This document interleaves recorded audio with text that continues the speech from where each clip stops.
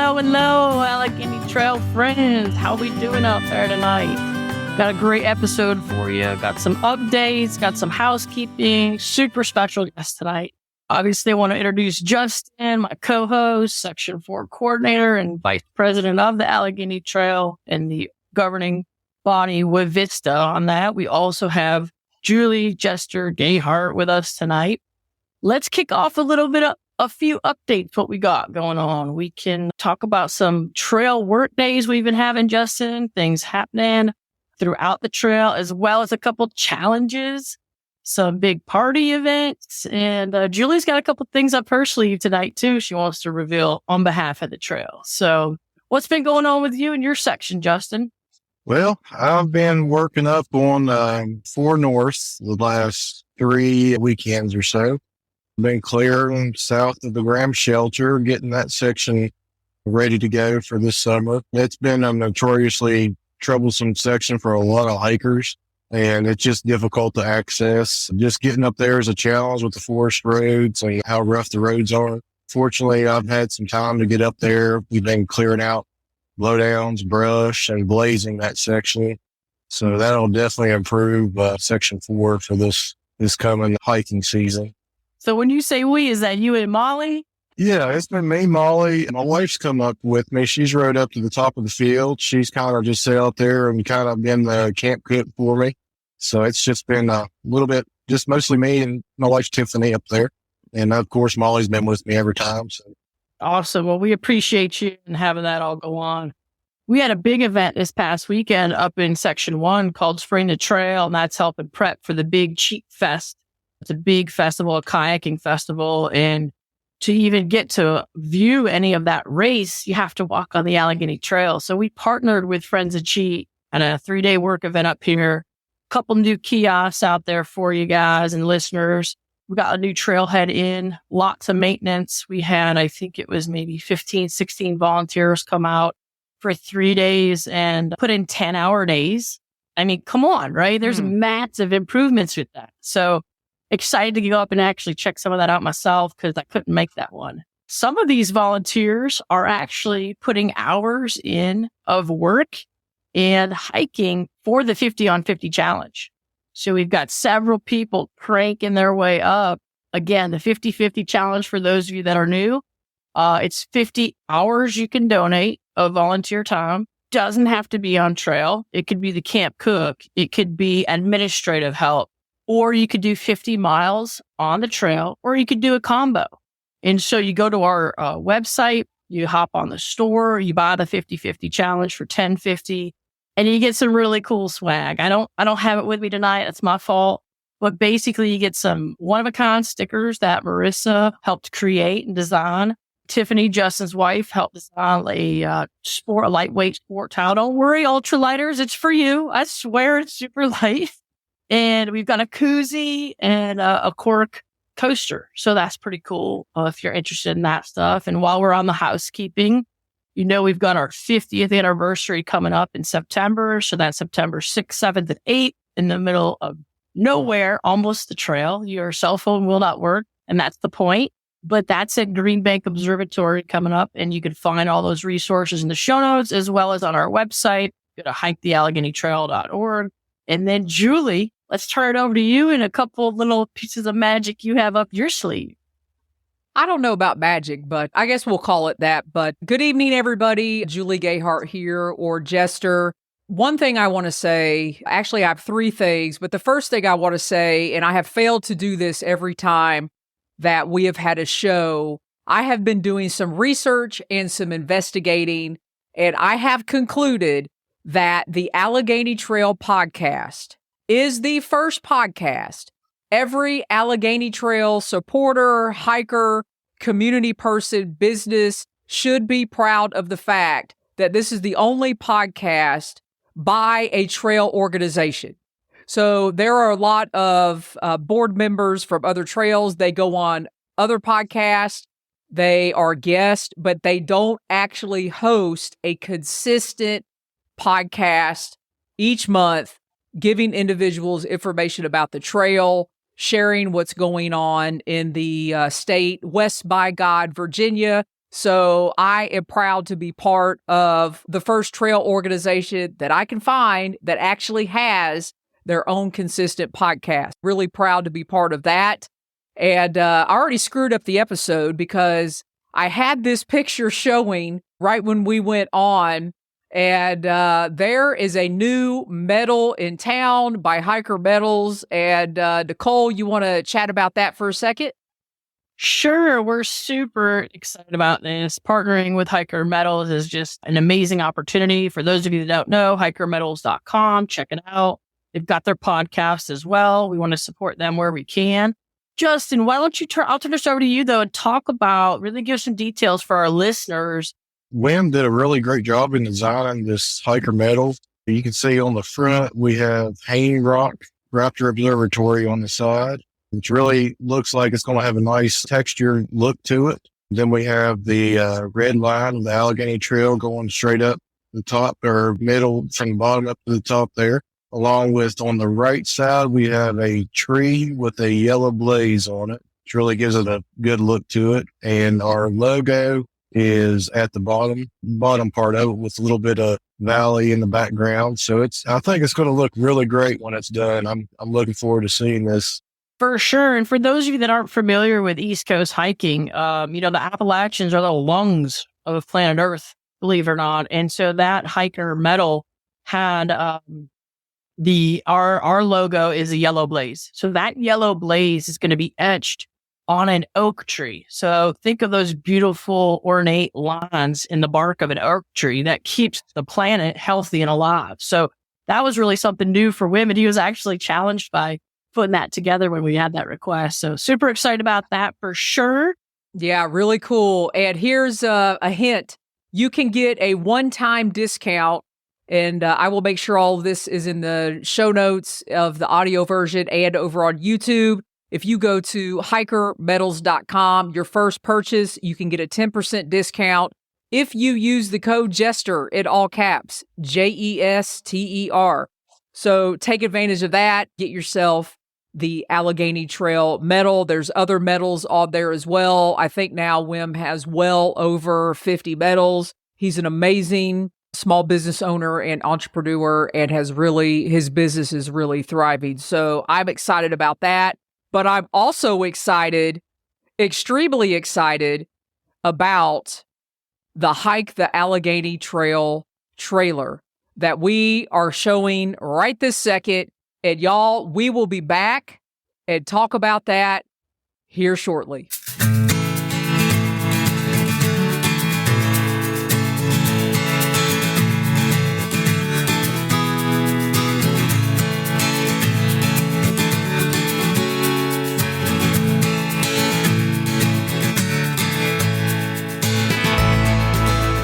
All the trails I've hiked, the Allegheny Trail, it really stands out to me. It's just such a different experience on this trail as more popular trails. To me, the Allegheny Trail is a trail you can hike and be as social or as secluded as you want to be. The Allegheny Trail is truly a way that an individual can come to West Virginia and enjoy the Appalachian Highlands. The mountains in West Virginia and the Appalachian Mountains, period, are just some spectacular. The mountains and the oldest mountains in the world. I mean, they speak for themselves and they'll speak to you. And this trail, going 300 miles, through our most beautiful part of our state, is an opportunity to show the rest of the country what we all know living here in West Virginia of how beautiful this state is. I think the Allegheny Trail is a good place to have people learn about nature, learn more about themselves, appreciate what they have, appreciate what our natural world offers. Once folks are exposed to the Allegheny Trail, it's going to light up their lives. It's like a doorway to a whole new world. And if you're enjoying nature, it's the place to go. And you just need a trail to get you there, and that's what it's all about. The message of the Allegheny Trail is an invitation. Learn about yourself, learn about nature, be human again on the trail with nature. And it's a ton of fun. I mean, let's be real, right? It's a ton of fun. This is a great place to be. It's a happy place. Come hike it.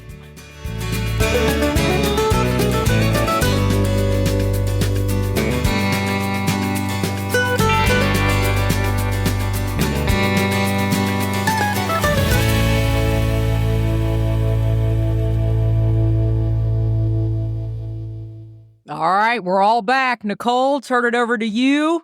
What do you think? Wow. Loved it. Lot of memories in that, a lot of heart in that, and excited to showcase. You guys did a great job. I'm excited for people to to have them get excited and enthralled about coming out and checking it out, whether it's a day hike and a couple section hikes, get out there, through hike it for sure, but just come and enjoy it, right? Justin, what'd you think? We got it for sure. Let me back up 1 minute. Now, Charli's on the screen, our guest for tonight. We're going to dive into her with her in just a minute, but let's take a minute and hear your first impressions, y'all. Yeah, I mean, it seemed really unfolded great. I mean, it seemed like it has a great intro showing off the trail. I mean, the voiceovers while you're hearing talk about the trail seemed to really fold out really good and connected. I mean, it was great seeing just during the production of it, just seeing just snippets of it here and there and how it came together. It really unfolds and really show off the Allegheny Trail. So I think it's going to turn out great. I'm looking forward to the full reveal during the 50th. Charli, honey, what'd you think? The scenery where you could see the tops of the mountains was something that I only really saw at Peters Mountain the year that I hiked, because it hadn't been worked on for a while. So I missed some of those really big scenic reveals. So I'm kind of anxious to get back to the trail this fall and see how it's changed since I've been there in 2018. Julie, you want to say anything about it before we formally introduce Charli? Yeah, just real quick. So my business partner and I, Austin Wallace, we own Jester Wallace Productions. We're a very small production company, and it has been fantastic going out and filming in unfamiliar territory. But the most fantastic part about it is meeting the community, getting to interview these people in the community of the Allegheny Trail that have a heart and soul and passion. And I can't reveal it now, but in September, when you guys see the full film, individuals that just in their core bleed the Allegheny Trail. Every single interview that we did, Austin and I, we always have conversations after we leave the interviews, and it is so powerful. It is just so powerful and amazing what a trail could do for your soul. And the one thing that I've learned about the community of the Allegheny Trail, the soul is on the trail. And that's all I'm going to say. And I hope it came out in the trailer that you all just saw. But there is so much more to come. So much more to come. So I'm excited. I'm going to be quiet now, or I could talk all podcast about it. So I'm going to sit back and enjoy what Charli has to say, because I am excited to hear about your journey on the Allegheny Trail. Absolutely. And I'll just take 1 minute and introduce y'all special guest tonight, Charli Fulton. I'm going to let her tell her story, but I want to just say off the bat, she's an incredible hiker, very accomplished, incredible outdoors person, loves nature. We don't have to go too far into that, but I can just tell you, she's one of us through and through, right? She's also a huge supporter, contributor of trails, period. And the Allegheny Trail has been very blessed to have the opportunity to receive some of her generosity. And we'll get into that here in a little bit. Let's kick it off. Basically, when did you start getting involved in packing and enjoying nature or hiking and that type of thing? Well, I have to say, I'm not involved in backpacking. I do not like carrying a pack on my back. So I have done long distance hiking, but mainly through very logistically planned day hikes and supported hikes, because I did not start distance hiking till I was 67 years old. And I more or less assumed at that age that there was something wrong with my back, because you can't live and use your body for 67 years without putting some wear and tear on it. So I started long distance hiking in 2017 by hiking the Appalachian Trail. Let's just start with a random trail. I mean, I don't know. Let's pick the longest trail out. Well, Charli, we already have something in common, because I completed my 12-year section hike of the Appalachian Trail in 2017. So I am part of the class of 2017. Well, maybe we saw each other. Yeah, who knows? I have always been drawn to long distance things. When I was a hiker when I was a runner, I wanted to run marathons. And, I've always been drawn to the idea of walking a long way. I had wanted to hike the Appalachian Trail for a really long time. And my husband did not want me to leave for 6 months. He thought that was not a good thing for a married person to do. Well, if your spouse thinks that, that's probably not a good thing to do. But then he up and bailed on me and died. What I got from him dying was I got my chance to hike the Appalachian Trail. And it was a total life changer for me. I learned so much about myself. I learned that I could do things that absolutely terrify me. I can do things. I can look at a stream to ford and realize this is really dangerous, but I'll make a plan and I'll figure out how to get across. And I'm scared, but I will do it. And really, at 67, you'd think you would know that about yourself, that you're courageous, but I didn't. And just knowing that you can do things that terrify you it is a huge, powerful lesson. And so I thought when I finished hiking the AT, I would be done with it because that was the goal. I just really got the bug and wanted to do more. And I had lived in West Virginia. I had lived there 38 years. And I only heard about the Allegheny Trail when I started preparing to hike the AT.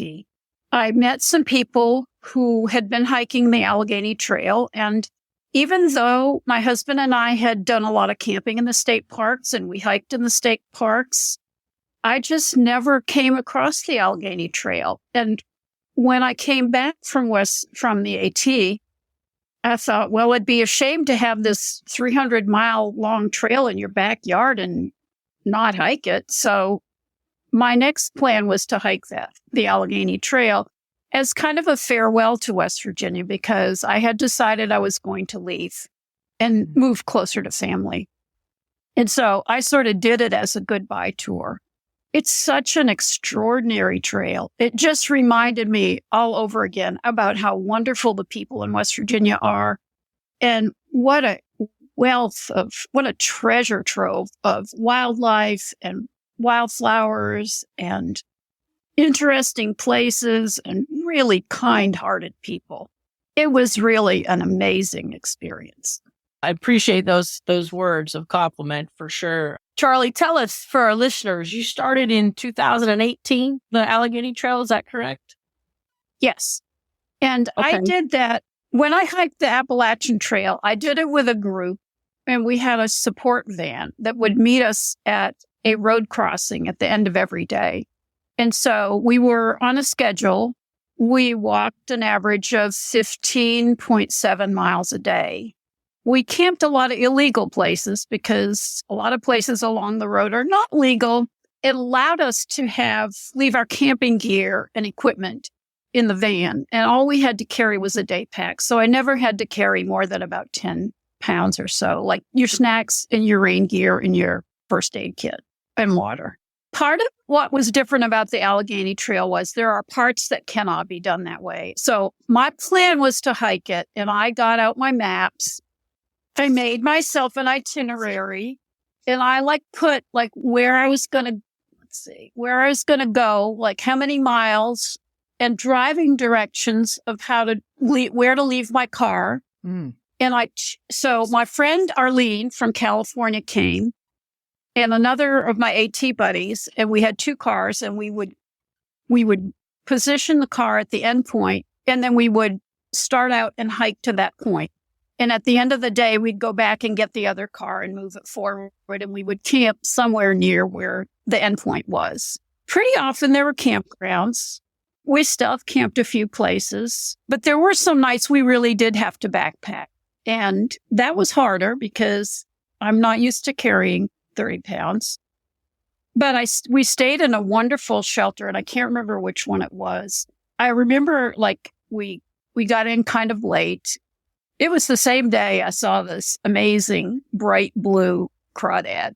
And I remember waking up in the middle of the night, and there was a huge full moon, and it was shining right in the shelter, smack into the shelter. It was so lovely. And it was so dark there. And so you could see the Milky Way. I mean, it was so really beautiful. And the blue crawdad you see up on the screen is the most amazing wildlife I've seen in any of my hikes. I mean, I probably would have walked up past this and not noticed it because I thought it was trash. And then one of the people that was hiking with me that day said, look at this. And we like all bent over and looked at it because I thought it was like a kid's toy. It looks plastic. I mean, and it was a real crayfish, crawdad, whatever. I mean, I was just blown away. And this was just on a rail trail. It was near Glady. Was it the West Fork Rail Trail? Yes. Yeah, that was it. It was right. Yeah, we walked out of Glady onto this rail trail. The trail's a little higher up and there is a ditch with water in it. And there was this little guy there. And I had lived in West Virginia a really long time. I'd never seen a bear. I saw bears on this trail. We saw copperheads and we saw black snakes and luna moths and we heard coyotes at night. There were albino deer that hung out at the lodge at Canaan. I mean, we just saw some amazing wildlife because there's not very many people. And so I saw probably 6 or 8 bears. You know, in 37 years of being in the woods in West Virginia, I'd never seen a single one up till then. So it was just an amazing experience. You talk about what you learn about yourself and the strength, or the empowerment, and the capacity to dive inward and appreciate nature on a whole other level. A really fascinating journey for you. Let's talk for a little bit about when you saw that bear, and you've never seen one before. Adrenaline rush, fear, flight, whip out your phone, excitement. What was that like? Because I know a lot of people go through the spectrum immediately of fight or flight, what's going to happen. The ones I saw were never very close. So I was never afraid. And black bears aren't aggressive. So I'm not really afraid of them. I'm really more afraid of cold. I'm afraid of cold and getting Lyme disease. I'm not afraid of animals because they're they're mostly not aggressive. And I really wouldn't like to come up on a snake by surprise without, on the AT, I walked past a copperhead and then saw it curling up and in alarm. And I was like, oh no, that's not a good way to see a snake. Yeah, that's great. You saw a lot of wildlife through there. Luna moths and whippoorwills at night and raccoons, red-spotted epps, and really, really, and amazing amount of wildflowers. West Virginia is just rich with wildflowers because it has a lot of the southern ones. It has a lot of the northern ones too. So it just has a zillion wildflowers. So if you like nature, it is your trail. Yeah, that's great. What challenges did you have while you were hiking the trail? Because I know in 2018, the trail wasn't near the maintenance levels it is now. So I'm curious to see your experience hiking it. Because, I was involved with the trail around 2020. So I didn't experience that before. Yeah, I think the trail has had a huge boost of people working on it and maintaining it since then. When I hiked it, I don't think that very many people in West Virginia knew about it. In fact, the first day I hiked from the northern terminus, part of that hike, the first day, you walk down a dirt country road through some land I don't know that it's farmland, but it's just sparsely populated. And we were hiking down in the morning and a guy looked up from his front yard. He was working on his garden. And he looked at my friend Sharon and I and said, "Are you guys some kind of athletes?" And I said, "No, we're hiking the Allegheny Trail, which is on this road here." And he'd never heard of it. And so I was, I guess I wasn't very surprised because, I hadn't heard of it until previous year. So, but I really think that it's had a huge boost in visibility in the years since 2018. There were places, there had been a derecho maybe 1 or 2 years earlier. I really can't remember when it was, but to get from into the town of Glady, just north of Glady, there was a place where the derecho had come through and torn up all these trees. And it took us, we had been planning to hike 18 miles that day, but my friend didn't want to go that far.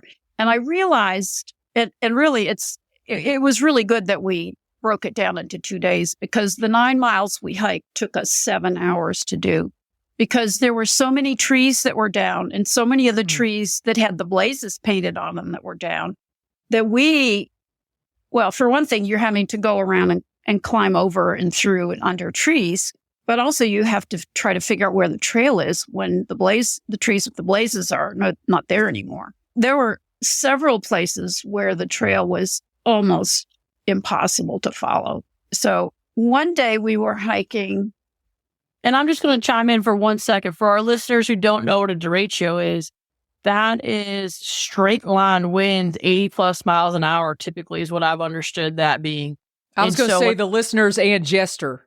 Okay, listeners and Jester. Yeah. But it's really severe. For example, our capital in Charleston at the time, I believe, was Charlie, chime in here because I know you may have been down there at the time, but I believe that was without power and some places water for over 3 weeks. And a lot of these straight line winds, man, they hit those mountains and they just shredded things, matchsticks. Yeah. It was unreal, really devastating for our state. There's still a lot of evidence of it on the trail. Even now, you can see where we've cut out the blowdowns from it. And I mean, I know that section in Glady that you're talking about, because there's a cut straight through a lot of trees just stacked on top of each other. So I can imagine how much struggle it was through there, because I can see the evidence of it. I mean, there's a lot of sections of that derecho here that, I mean, you would have just had to climb straight up and over it, because there was hardly any place to go left or right of the trees. Yeah. I mean, and then there was another place where part of the hillside had fallen in. It was something that was part of the trail. It was built on a railroad bed, and the rock ledge that the railroad had been on, like, broke away from the mountain and fell into the Glady Fork River. And my friend and I got to this place, and we had the instructions with us. There wasn't an app at the time. So there wasn't any far out app to follow. So we were looking, we had the maps with us, and we had the directions that describe where you're supposed to be. And we got there and we saw that there was a rope, and the directions said you're supposed to go down and hike through the water. And it was October by then, because we'd had some logistical issues and we hadn't been able to hike straight through. I really didn't want to hike through the water because I really couldn't see from where you would go in the water. I couldn't see around the edge of the rock to see where you went. And I wasn't going to get in the water and not know where I'm going. We tried to use the rope to pull ourselves up to the next ledge. And my friend gave me a boost, and I was able to pull myself up by some bushes that were pretty solidly anchored.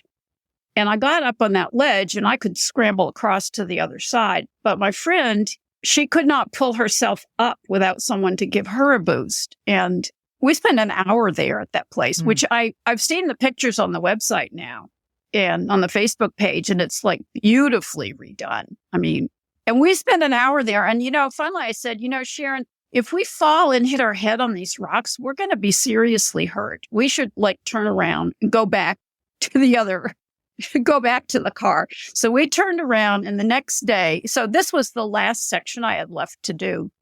And the next day we came in and from the other side and hiked north.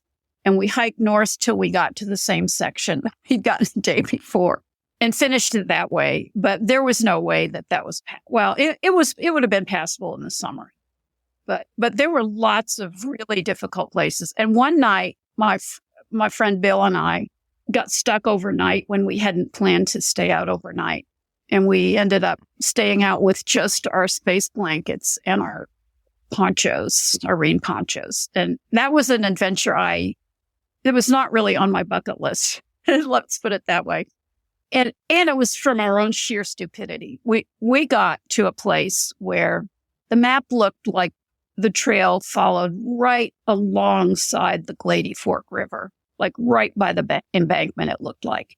And it wasn't passable through there. And so we thought, well, maybe it goes through the river. And we hiked a long way through the river, and it was very slow going, and parts were deep. And I fell over and almost got my phone wet. So I thought, well, I better put that in a higher place. And we hiked and hiked and hiked. And finally it was 7:00, and I think it was around September. So there weren't very many more hours of daylight. And we said, well, we're not going to make it there. We knew that our end point was his truck was parked at a bridge across this river. So we thought, well, we'll just walk through the river till we get there. Well, there was no walking through the river. And we finally ended up, he said, I'm going to go around the next corner. And I said, well, don't go more than 15 minutes. And so he came back and said, I don't see the bridge. So we basically laid our ponchos on the ground, and I had 2 space blankets, and we laid there overnight. It was 60 degrees and it rained all night. We got totally drenched. Charli, we need to do a film just on your tour of the Allegheny Trail. Like, you're like my hero. Well, it's like way more. And I thought, like, I'm a badass. I hiked the whole Appalachian Trail. Right. That's right. Got up the top of Mount Katahdin. How hard can this trail be? And it's like, it can be plenty hard. Part of what I learned from this trail was don't disrespect any trail thinking it's going to be easy, because they're not easy. I mean, it wasn't hard because you had to climb up rocks, but there were parts that were a challenge to find the trail. And and then I came the next year and hiked the Ice Age Trail in Wisconsin, which was flat as a pancake. And I thought, how hard can that be? Well, it had its own challenge. How hard that could be was like you pull down your pants to pee and there's 50 mosquitoes on you by the time you pull your pants back up. And I thought, it's pretty bad. I should have never disrespected it by saying how hard could a flat trail be. I think I had a lot more adventures than you had to have on this trail, partly due to stupidity and partly because it wasn't in very good shape at the time. And I really think that's changed a lot since then. And I'm kind of looking forward to going on some parts of it, Well, we're excited to have you come check it out. Charli's story is fantastic. It's a journey of growth. It's a journey of recruiting and getting more people involved in sharing what the trail offers and having people be magnetized to come and be a part of the trail. So since Charli's been on her journey in the last 6 years, there have been shelters, and Justin helped me chime in there. There have been shelters added. There have been thousands of blazes added. There's been countless, literally thousands of hours of volunteering when it comes to chainsawing, when it comes to clearing trail, kiosks, trailheads. What am I leaving out, Justin? We got bridges with the Daniel Street Bridge. That was a major accomplishment. The Forest Service was extremely impressed by what we did there. So that's going to open up doors in the future. They know we're able to handle these projects now. So there's a lot more stuff that's in the works that, it's going to keep on improving and getting better every year. And the big one is we're on Far Out now. I mean, come on, right? Yeah. So that in itself is a huge addition to navigation, being on the Far Out app. Charli's also been a fabulous contributor, sponsor, a donor for the Allegheny Trail. One of the things that's going to be in our next episode is because of Charli. It's very exciting. We will say a couple things about it real quick, but on May 10th is our next episode. It's going to be with Heidi Nesbitt from Sketching Summits, who's a fantastic illustrator and artist and thru hiker, super talented. Julie, would you like to say a little bit about your involvement in Safe and Found with Miss Heidi?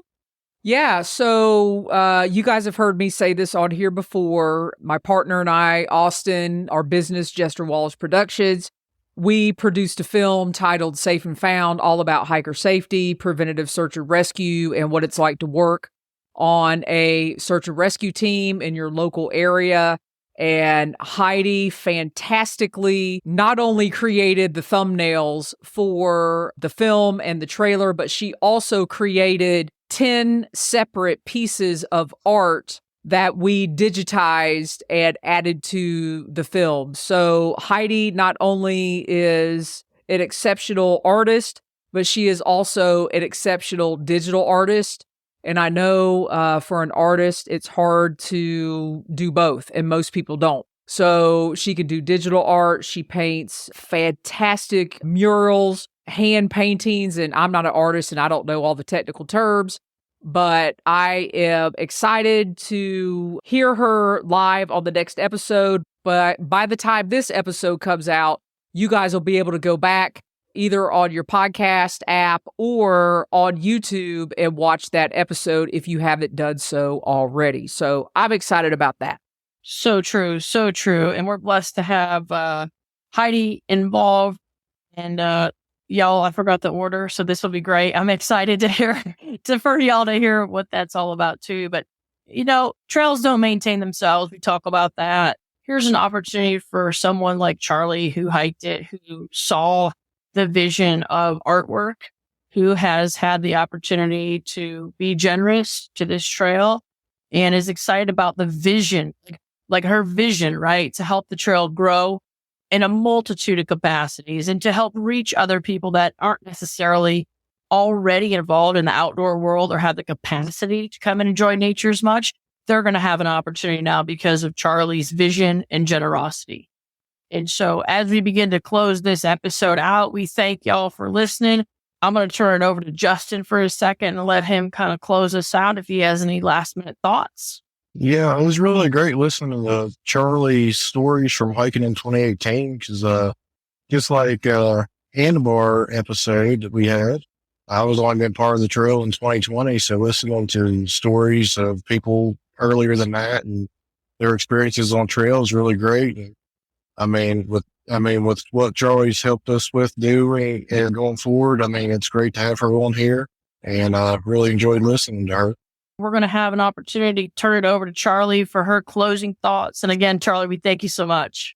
So we've talked really in a lighthearted way about the wonderful things about the trail. But one of the things about having adventures and getting stuck overnight and persevering, getting rained on every day for many days in a row and being cold and being uncomfortable and still hiking many miles and sometimes being lost is that you learn that you have a huge capacity for strength and that you can get through things that are really, really difficult. And one of the things that these trail lessons have helped me with is that I was diagnosed with pancreatic cancer in 2021. And I went through this unbelievably grueling chemotherapy that made me so, so sick. But I knew because of how strong and courageous that I was on the trail that I could make it through and that I could deal with finishing the treatment, even if it was going to make me completely miserable and uncomfortable, because I had learned on the trail that I can be miserable and uncomfortable for a long time in the service of a goal, which was finishing the trail. And completing your life is a really big goal.